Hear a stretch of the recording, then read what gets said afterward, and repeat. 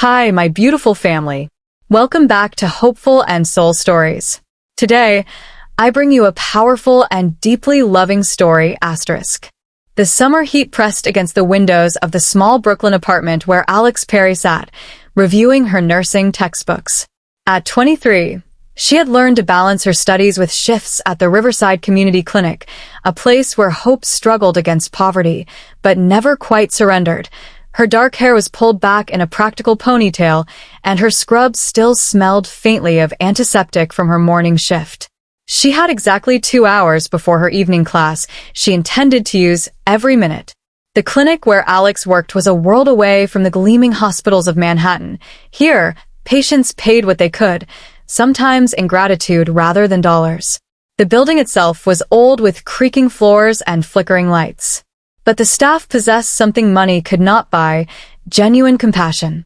Alex had found her calling in these humble corridors, learning that healing required more than medical knowledge.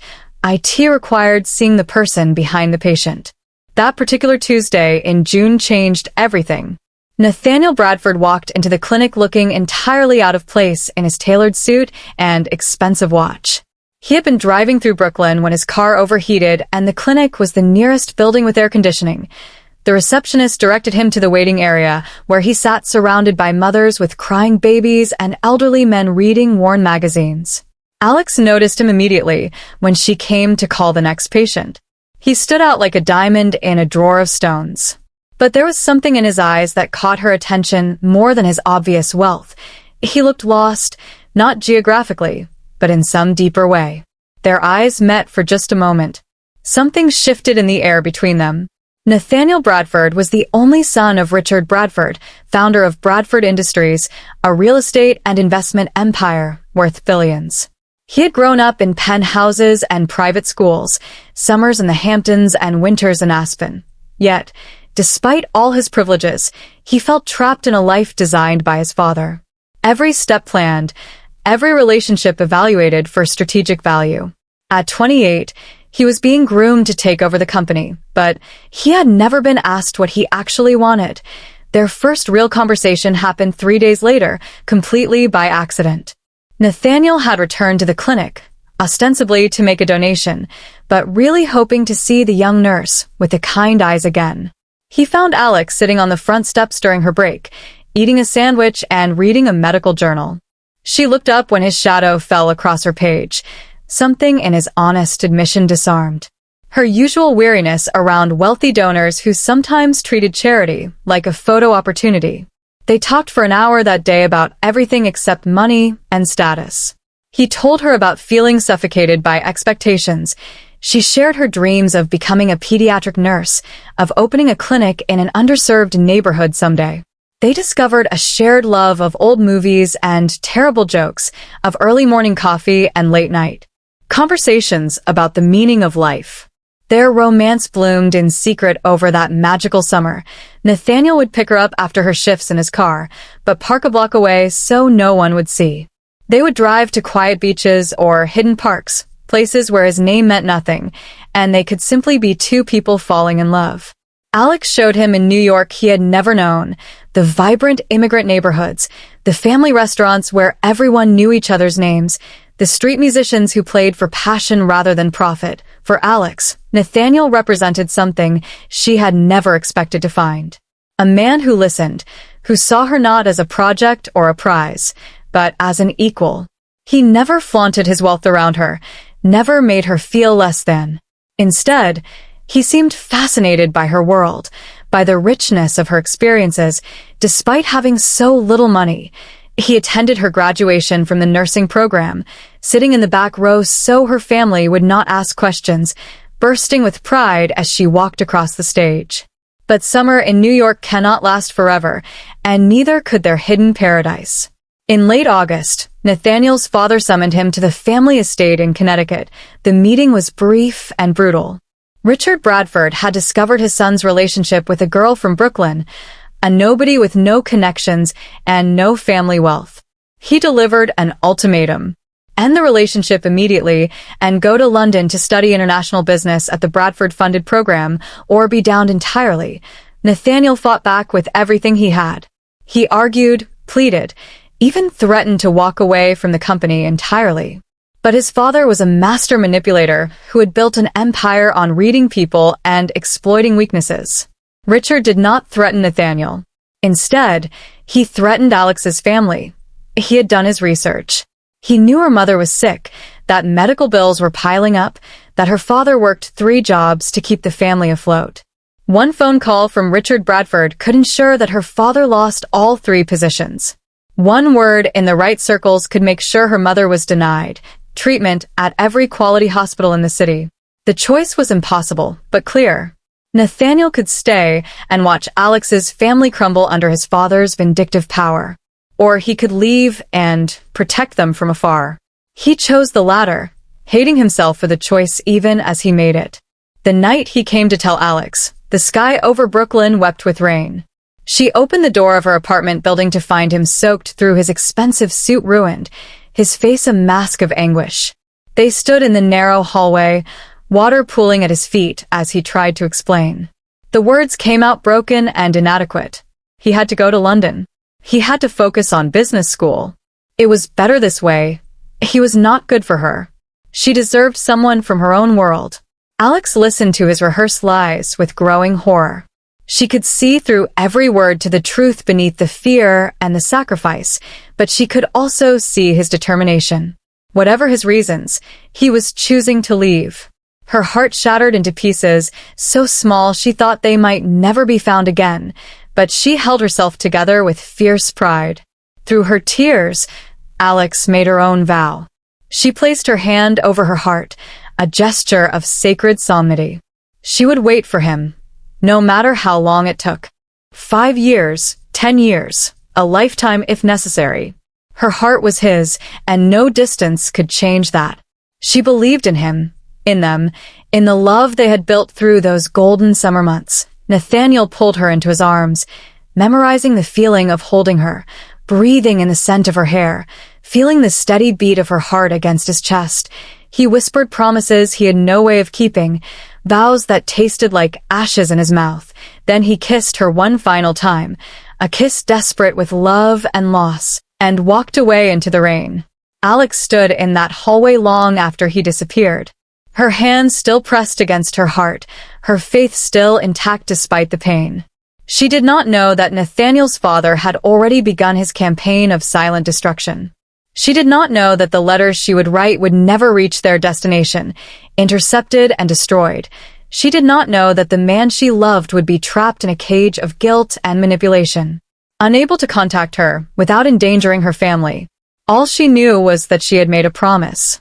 And Alex Perry always kept her promises. The first year without Nathaniel felt like living underwater. Everything was muted, distant, harder to navigate. Alex threw herself into work at the clinic with an intensity that worried her colleagues. She volunteered for double shifts, took every weekend rotation, studied for her advanced certifications with desperate focus.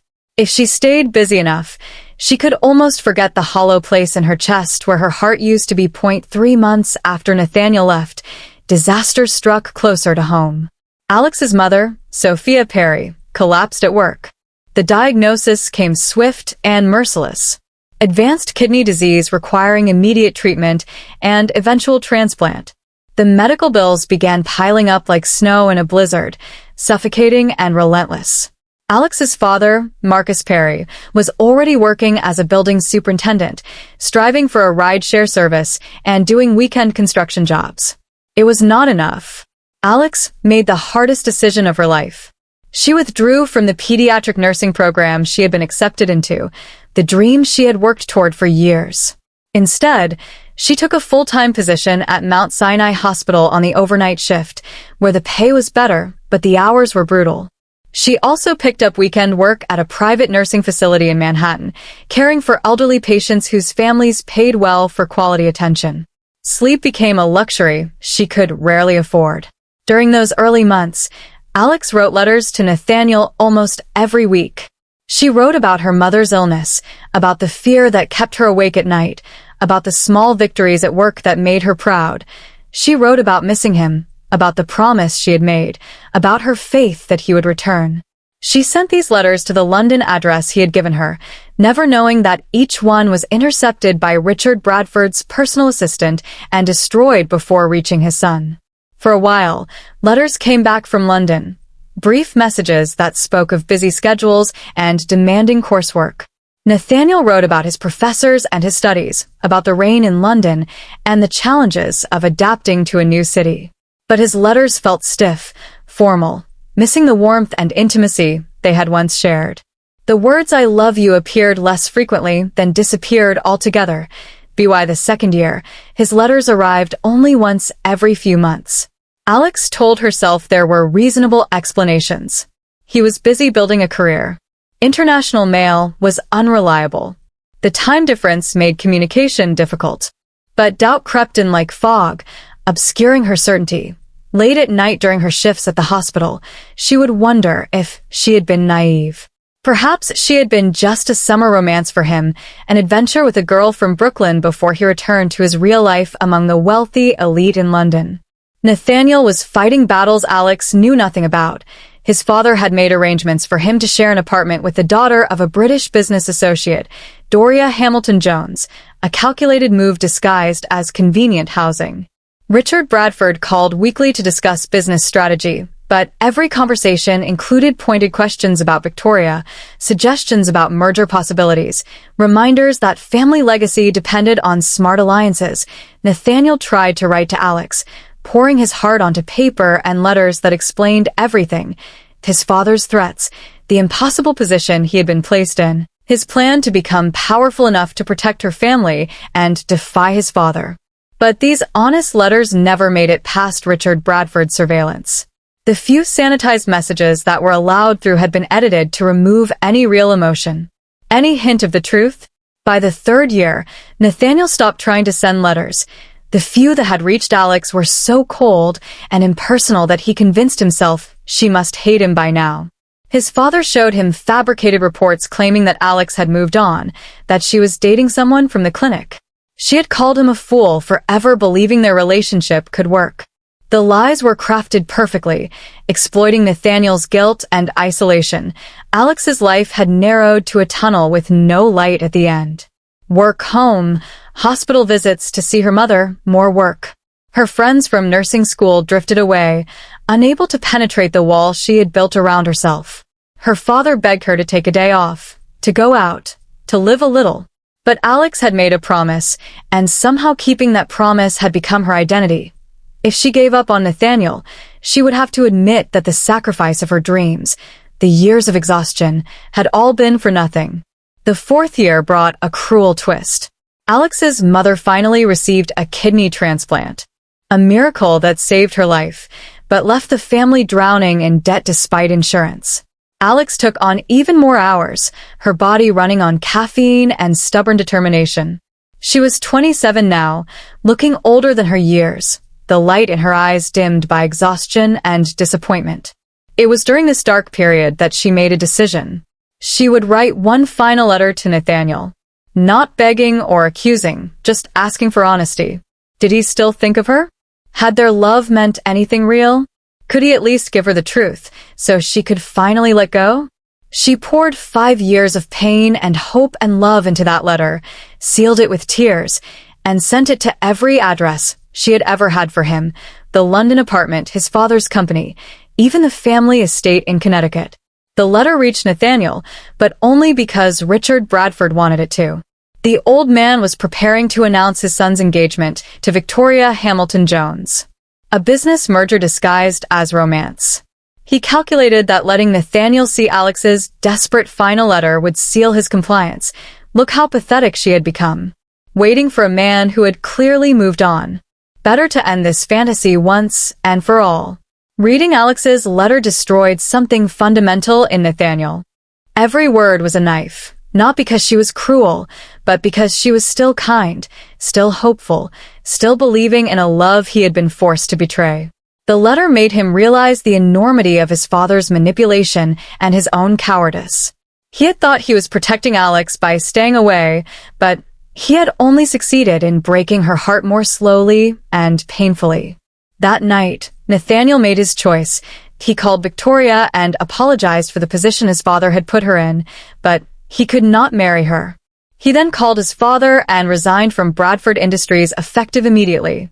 Richard Bradford threatened, blustered, promised financial ruin.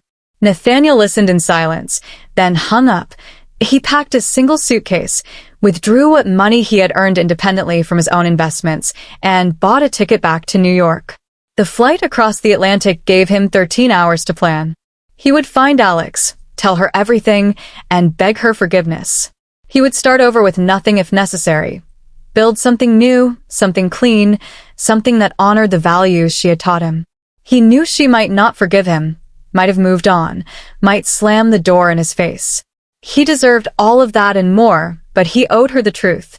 And he owed himself the chance to finally choose love over fear. Alex knew nothing of Nathaniel's return. The 5th anniversary of his departure found her working an overnight shift at Mount Si, moving through the hospital corridors like a ghost. A patient's daughter stopped her to say thank you, commenting on how dedicated she was, how unusual it was to see such commitment.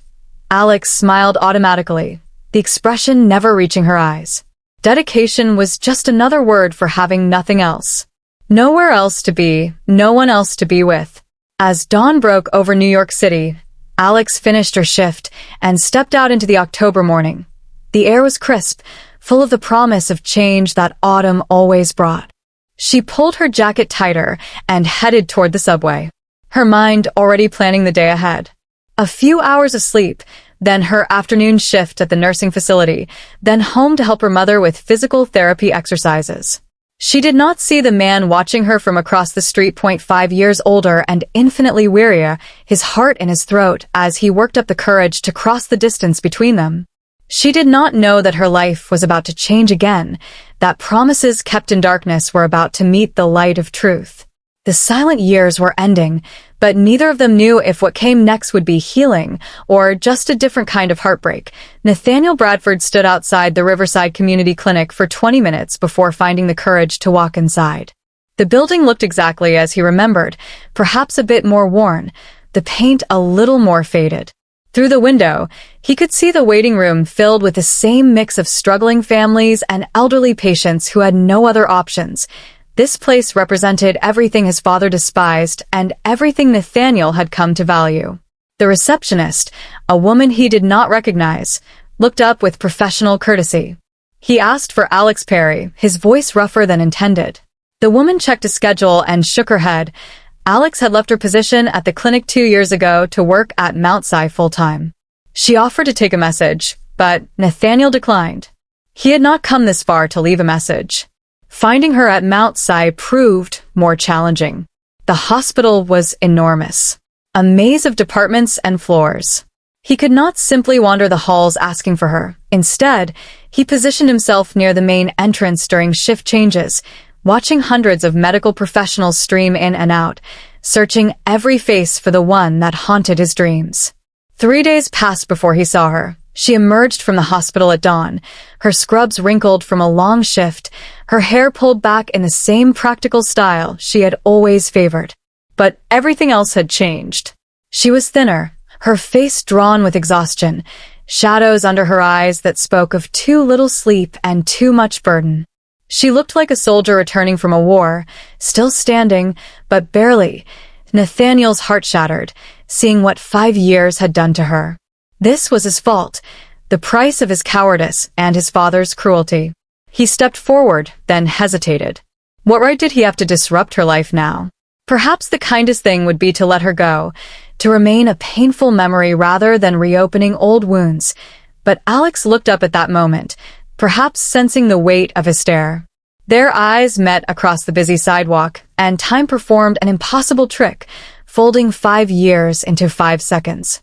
She froze completely, her bag slipping from her shoulder to hang forgotten at her elbow. Her face cycled through shock, disbelief, and something darker that might have been anger, or might have been pain too deep for naming. Nathaniel crossed the distance between them, navigating through morning commuters and delivery trucks, his focus entirely on her.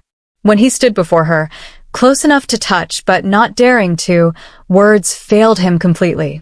Everything he had rehearsed on the plane, Every explanation and apology evaporated like morning mist. Alex found her voice first, and it was steadier than he deserved. "You look different." It was a meaningless observation, the kind of thing you say to fill terrible silence. But beneath the words was a universe of questions, accusations, and desperate hope she was trying to strangle before it could hurt her again. "I came back," Nathaniel said, then immediately felt foolish. Obviously, he had come back. She could see him standing there. I came back for good. I left London. I left Bradford Industries. I left everything. Why? The single word carried 5 years of weight. Why now?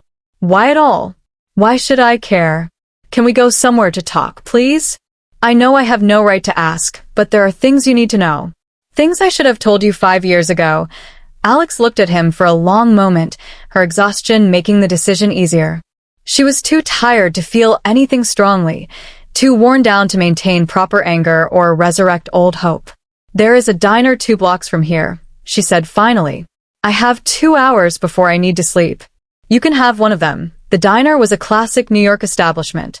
Chrome and vinyl and coffee that tasted like it had been brewing since the previous century. They sat in a corner booth and Nathaniel ordered coffee for both of them, though neither touched it. The morning light through the window was harsh, showing every line of stress on both their faces. Nathaniel told her everything.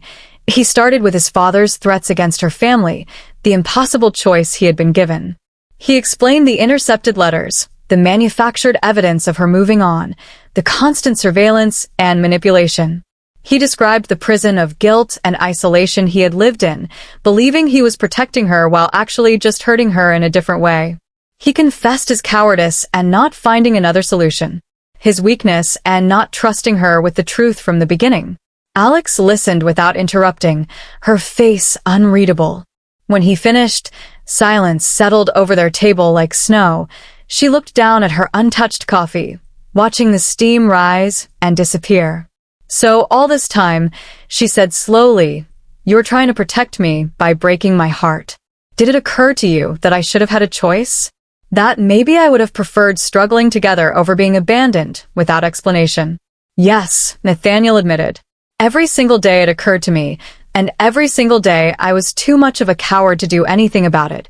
"What changed?" Alex asked, looking up. "Finally. Why come back now after 5 years?" "Your letter," he said simply, "the last one you sent. My father made sure I received it because he thought it would convince me to move on. Instead, it woke me up. Reading your words, seeing how much you had sacrificed, how you kept your promise, even when I had broken mine, I realized I was more afraid of my father than I was dedicated to you. That made me sick with myself." Alex absorbed this, her fingers tracing patterns in the condensation on her water glass. "Your father sounds like a terrible man." "He is, and I am his son. I have his blood, his training, some of his instincts that terrifies me." Nathaniel leaned forward, his voice urgent. "But I also learned something from you from that summer we had. I learned that there is another way to be, another kind of strength that I want to spend my life proving that I can be better than what I was raised to be." "Sounds very noble," Alex said, and there was an edge to her voice now, exhaustion giving way to something sharper. "But I am not a project, Nathaniel. I am not your redemption arc or your chance to prove you are different from your father. I spent 5 years of my life waiting for you. 5 years I could have been moving forward, building a different future. I put my dreams on hold. I worked myself to exhaustion. I kept a promise to someone who could not keep his promise to me." "I know," Nathaniel said quietly. "And I will spend the rest of my life regretting that. But Alex, I am not asking you to give me another chance. I'm not asking for anything except the opportunity to tell you the truth. You deserve that 5 years ago, and you deserve it now." Alex studied him, really looked at him for the first time since they had sat down. She saw the expensive suit that no longer fit quite right because he had lost weight. She saw the exhaustion in his eyes that mirrored her own. She saw something broken in him that matched the broken pieces inside herself. "What are you going to do now?" she asked. "Start over," Nathaniel said. "I have some money from investments I made independently of my father. Not billions, but enough to live on, enough to start something small. I want to use it for something that matters, maybe work with underserved communities, help fund clinics like the one where we met. I do not have it all figured out yet, but I know I want to build something good. Despite herself, despite every wall she had constructed around her heart, Alex felt something stir. This was the man she had fallen in love with, the one who had sat on the clinic steps and talked about wanting more from life than his father's empire. There is a community center in the Bronx that is trying to start a free health clinic. She heard herself saying, "They have volunteers, but no funding for equipment or supplies." Nathaniel's eyes lit up with something that looked almost like hope. "Tell me about it." They talked for the next hour. Not about the past or their broken promises, but about the future, about the needs of communities that had been forgotten by people like Nathaniel's father, about the difference between charity that felt good and helped that actually change lives, about starting small and building something sustainable. The conversation felt natural, like slipping into a familiar rhythm after years of silence. When Alex finally looked at her watch and realized she needed to get home to sleep, she felt something she had not felt in 5 years. Possibility, not certainty, not the naive faith of her younger self, but the tentative acknowledgement that maybe, just maybe, there was a path forward. "I do not forgive you yet," she told Nathaniel as they stood outside the diner. "I am not sure I know how to forgive something that hurt this much, and I am not ready to jump back into whatever we had before, because those people do not exist anymore, that we are both different now." "I understand," Nathaniel said, and he genuinely seemed to. "I am not asking for forgiveness or for us to pretend the last 5 years did not happen. I would like the chance to know who you are now and to show you who I am trying to become." Alex considered this, the morning sun warming her face. "Okay," she said finally. "We can be friends, we can work together on projects that matter. But that is all I can offer right now. The rest we will see." "That is more than I deserve," Nathaniel said. And his smile was small but genuine. The first real smile she had seen from him since his return. Over the following months, they built something new from the ruins of what they had lost. Nathaniel found office space in Brooklyn and started a foundation focused on health care access in underserved communities. Alex connected him with clinics and community centers that needed support, teaching him the difference between what looked good on paper and what actually helped people. They worked together, not as lovers, but as partners in a shared mission, slowly learning to trust each other again. The foundation's first major project was funding the Bronx Health Clinic. Alex had mentioned they worked alongside volunteers to renovate the space. Nathaniel learning how to paint walls and assemble furniture. Alex using her connections to recruit volunteer medical staff. The day the clinic opened, they stood together watching families stream through the doors. And something passed between them that felt like healing. Alex's parents were cautious about Nathaniel's return. Her father Marcus remembered the pain his daughter had endured and was not quick to forgive, but gradually seeing the man Nathaniel had become, seeing how he treated Alex with respect and patience, asking for nothing beyond her time and trust, Marcus began to soften. Sophia, Alex's mother, was more forgiving. Perhaps because her illness had taught her how precious and fragile life was by the time spring arrived. Washing New York in renewal and possibility, Alex and Nathaniel had built something neither had expected, a genuine friendship based on shared values rather than romantic fantasy. They knew each other differently now as flawed adults rather than idealized lovers. The foundation was growing, making real differences in communities that had been ignored. Alex had started teaching nursing students at a local college, finally able to pursue her dreams of education and mentorship. One evening, after a long day at the foundation office, they sat on the roof of the Brooklyn building watching the sun set over Manhattan. The city glowed in shades of gold and amber, beautiful and brutal, and full of endless stories. "Do you ever wonder what would have happened if I had told you the truth 5 years ago?" Nathaniel asked. "If we had faced my father together?" Alex considered the question carefully. "I used to wonder that all the time. I would imagine different scenarios, different choices, different outcomes. But now I think maybe this was the path we needed. We both had growing up to do. I needed to learn that I could stand on my own, that my worth was not tied to someone else's promise. You needed to learn to choose yourself, to break free from your father's control." So you were saying the pain was necessary? Nathaniel asked. I am saying the pain was real, and it changed us, and we do not get to go back and undo it. But maybe who we are now, scarred but stronger, is more valuable than who we would have been if everything had been easy. Alex looked at him, her eyes clear and certain. I do not want the girl I was 5 years ago back. She was naive and dependent on external validation. I like who I have become, even though the journey was terrible. Nathaniel nodded slowly. I feel the same way. The man I was when I left for London was weak, easily manipulated, more afraid of disappointing his father than of betraying himself. I hate what I put you through, but I cannot regret becoming someone who could finally choose love over fear. Is that what you were choosing now? Alex asked quietly. Love? Every day? Nathaniel said, turning to face her fully, but differently than before. Not the desperate, all-consuming love that felt like drowning. Something steadier, something built on respect and partnership and genuine knowledge of who we both are. I love the woman you have become, Alex, not the memory of the girl you were. Alex felt tears prick her eyes, but they were not sad tears. I think I might be falling in love with you, too, again, or maybe for the first time, because this feels different. It feels real in a way nothing has before. Can I kiss you?